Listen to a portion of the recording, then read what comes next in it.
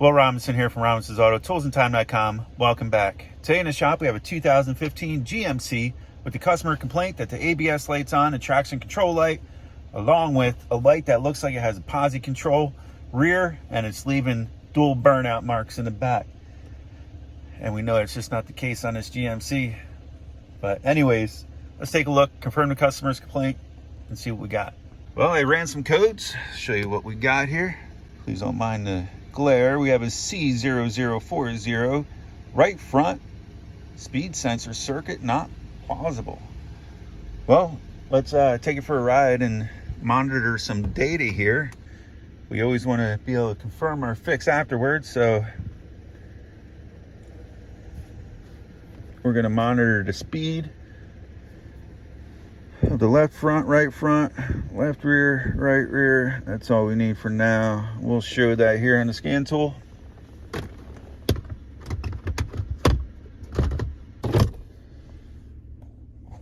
Let's keep an eye on that right front.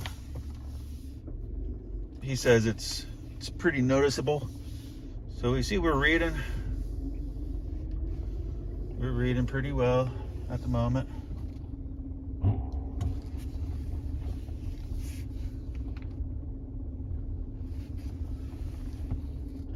See how it's really hard to tell if we have a problem when you're reading it as a digital display. So what I'm going to show you is how I usually go about this. I like to graph the sensors.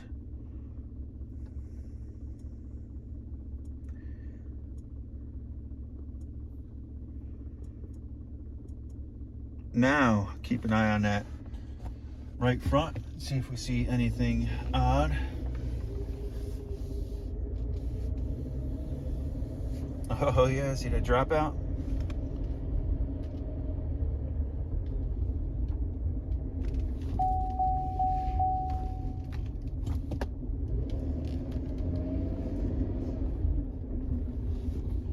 There it goes again.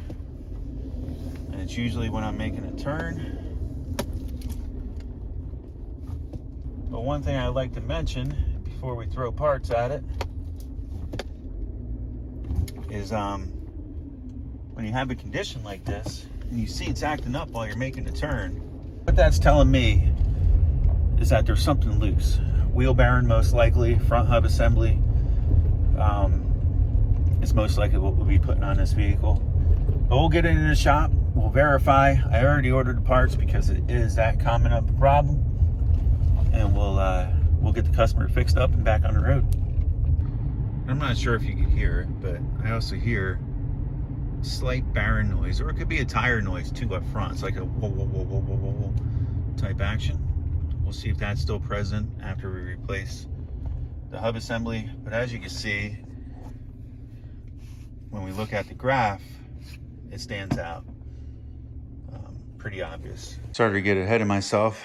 Got a full garage today. However, I just pulled the right front wheel off. As you can see, this is a very common problem. This is on a Yukon I just did. Little bit of a different setup. This one is more dramatic. Where you can see the plane, the bearing. I already checked the integrity of the wiring. Everything looks good. We're getting a nice strong signal back. It's just that it's dropping out when I put a side load on this bearing. Since we're not doing the brakes on it, the brakes are fine. Everything seems to be floating okay. I don't see any uneven wear. So I'm not going to spend too much time on that since it's not what it's here for. So to get right to the point, we're going to jump right to these two bolts that hold this caliper bracket on. We're going to remove this caliper bracket, which will allow me to remove the caliper along with it as one assembly. Okay, 18 millimeter. I'm gonna zip them out.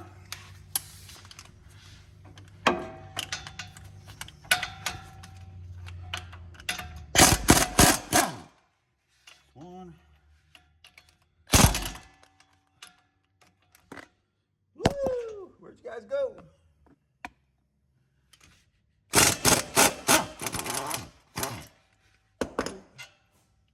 This little hook I made out of a piece of brake line. I showed you guys this in the past. I just stir this up here.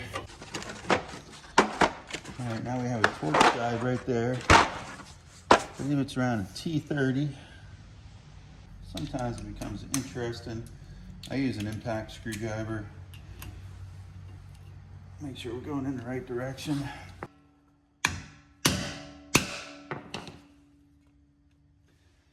Much rather this be a Phillips head.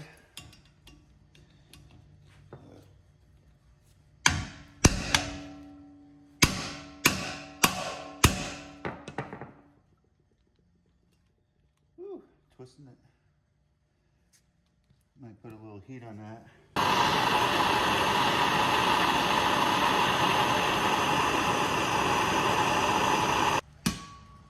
I hate it because it destroys my tools, man. Yeah. I need to twist that thing, put it in my tools, and that needs to be replaced.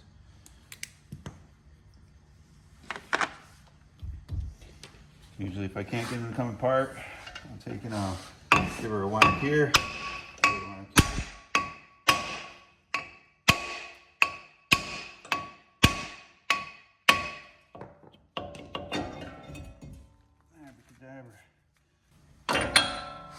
I'm going to use 36 millimeter, but I know it's not the proper size, but it does the trick.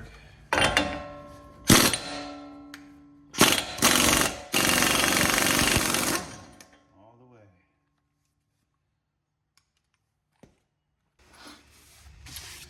All right, so I'm just going to give it a couple toots. I love the smell of PB Blaster. These are a little hard to get to with an impact without pushing the axle out way back. I might be able to get it. See how that works. If I push the axle way back, I can get it with an impact socket. Most likely you guys might not have that, so what I'm going to do is put a ratchet wrench on there, hopefully. I'm going to show you another little technique that I use when the axle, back of the axle prevents me from putting an impact on it. I get myself a puller like this one. That way I don't have to hold it in.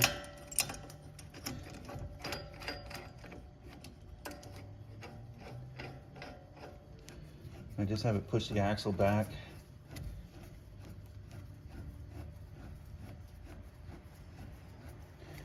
And it gives me enough room to put an impact socket on there. You don't want to go too rough with it, too hard. But as you can see, it really opens up more room for me back here where I can take this off. It'll allow me to at least get the bolt out. Oh.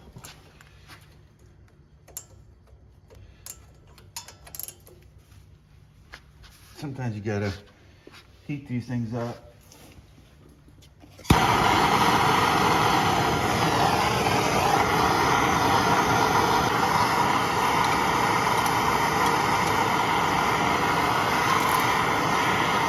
That's what makes it tough when I tell people, yeah, you can try it.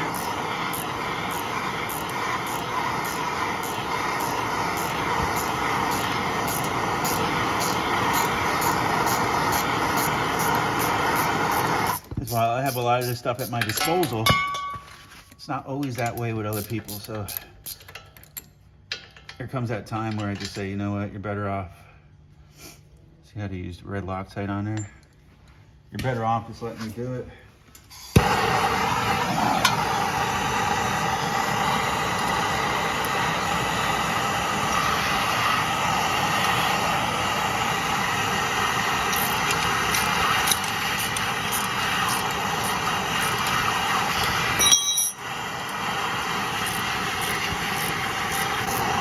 I hate to stop once I start.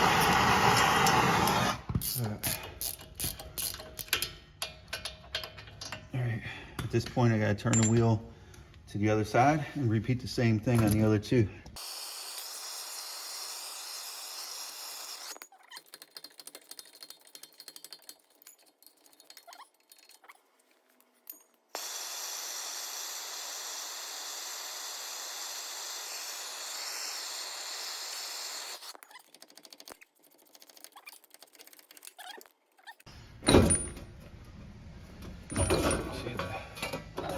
don't want to forget about that backing plate. That's your wheel hub assembly. Your tone ring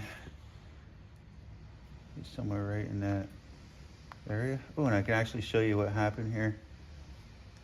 This one actually has a broken tone ring. Okay, so perfect example. If I would have just replaced the sensor, it would have had the same exact problem. Why is that? Right here is what they call the tone ring. As you can see, it's cracked in multiple locations, and it's also missing a chunk. That's why it was reading erratically. And here's the new one. So regardless, if I would have just told the customer to replace that sensor, I would have led them in the wrong direction. That's why it's good to dig deeper, find a root cause. Now I feel confident that this is going to fix this problem, and he'll be good to go for a while. Yep, take care. Yeah, see you.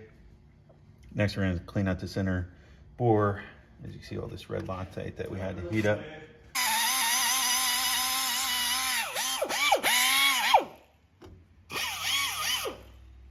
The question I would have for the customer really at this point is, should we replace the speed sensor? There's really nothing wrong with the sensor itself. The question some may ask is, should we replace the speed sensor? One thing I know is that the one I have is OEM.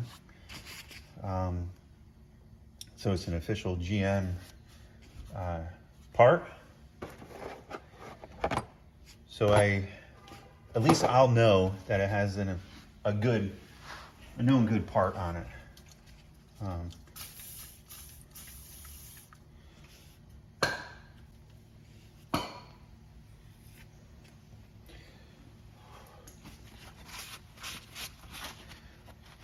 So I can do my final cleanup with a little film of oil, and it gives it a little protection as well behind the bearing housing. Now we have a known good bearing housing going in place with a known good speed sensor. And what did I just forget? That would have been a major problem. We almost forgot to put our backing plate on it, so I would have had to take it all back apart again.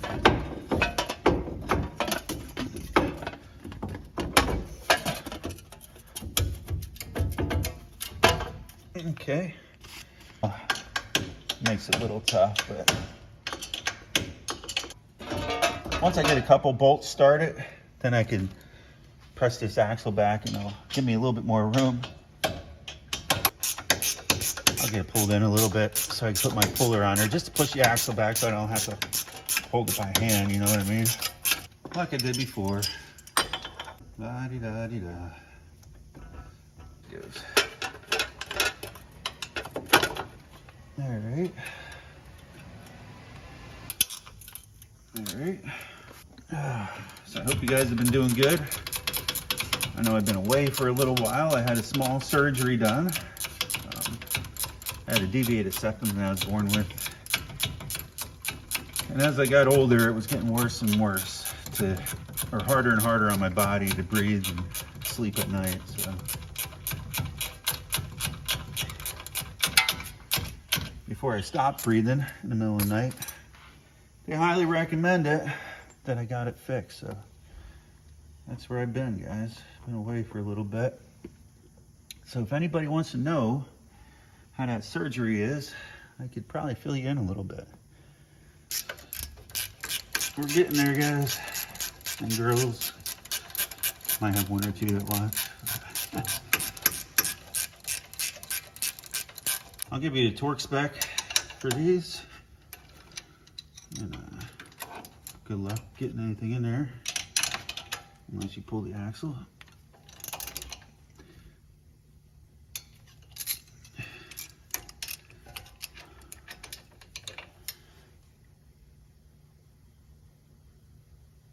Click, click.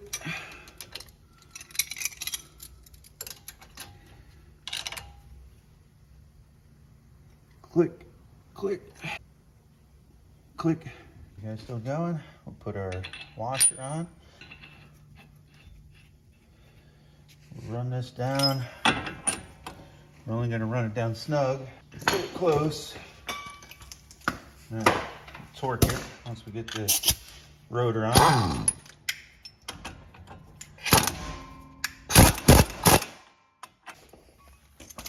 gonna clean up behind that rotor a little bit real quick. Sometimes the devil's in the details, you know what I mean?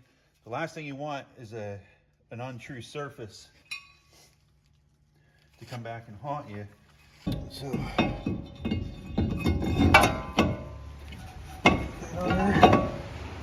So we'll stick this bad boy back in.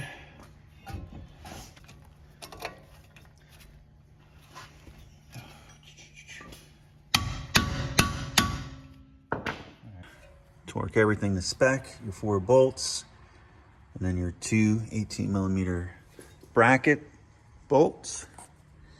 Next, what I'll do is torque the axle nut. This is a very important step. So what I'll do to complete that is I'll stick a screwdriver right in here. We'll look up the torque spec because that's going to set our preload on that bearing. 192 foot-pounds.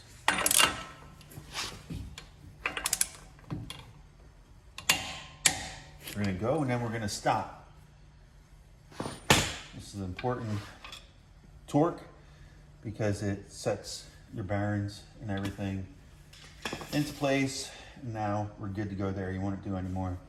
Like I said, I am going to replace the speed sensor just so I know it's got an OEM sensor on it, because I don't know if anybody else has been here or whatnot. But as you've seen earlier, our tone ring is most definitely a problem, most likely the problem. So no matter how many speed sensors you throw at this, it's not going to correct it. And that little bit of play I felt earlier in the wheel bearing, that little bit of chattering may have caused that to crack. There's no telling really, but from here on out, it's going to be pretty straightforward. I'm just going to take and put everything together. We're going to take that T30 bolt out. All right. See all the metal accumulated back in there. And then I think the new one comes with, yeah, it comes with this little bracket. It comes with everything. That's what's nice about the OEM parts. So we'll get a 10mm, zip that out.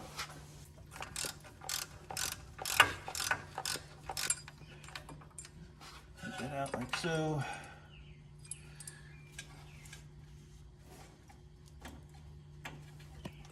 I'll show you up here. I'll just pop that clip. I'll pop that clip. All right, just one once over. New sensors plugged in. Little retainer popped in. Got the backside tight. Got the sensor in place. Retaining bolt tight. Axle nut's torqued. Calipers tight, torqued. So is the back flange bolts for the hub. So we're ready to put the tire back on and take it for a test drive. All right guys, just going in here doing a quick clear. Let's go to control unit, engine, transmission, electrical brake.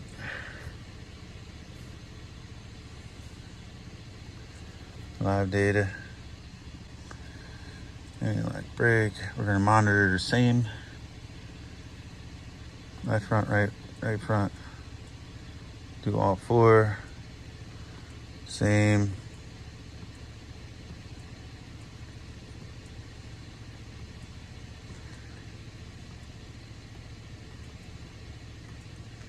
I always feel like ×4 gives me a much bigger window to look in. Put everything on the same time frame. Let's take it for a ride. No more lights at the moment. Gonna have to get out of this garage. But you would know because as soon as I start rolling, thing went ding, ding, ding, ding. Pretty much know something was wrong before.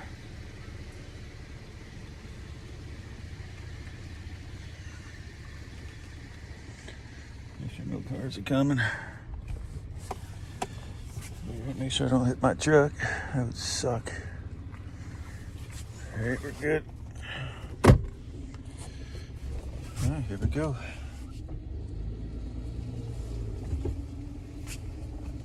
Well, so far so good. Not feeling the brakes go crazy like they were before. I mean, it was bad. I'm gonna go around the car wash here. Same path I took last time when it was going crazy on us. Not expecting to see anything now because we essentially took care of a broken tone ring. That's me.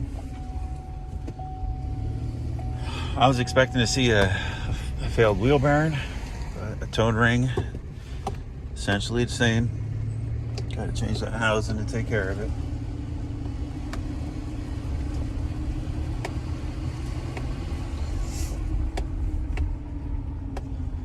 Nice, clear, crisp reading now.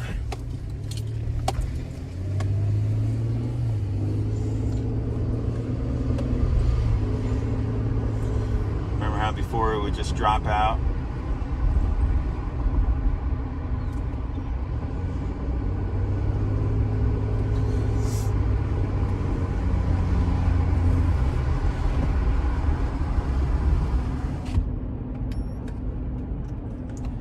Not hearing that hum anymore up front either. That's how I took care of that noise. Before there was like a howling, like a whoa, whoa, whoa. Not hearing that no more.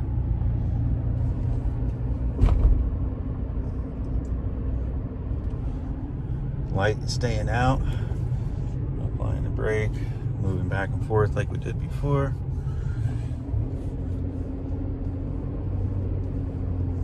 It feels good. Well, once again, I'm Will Robinson from Robinson's Auto. I appreciate your time. I appreciate you spending it with me. And I hope we could all take something from this. You know, sometimes the parts stores, they just want you to throw parts at it because that's what they're in business for. Not realizing that every time you take it back or you fail on that first attempt, you're going to have to maybe eventually bring it to somebody. You're going to have to do all that labor over again to dig back in there.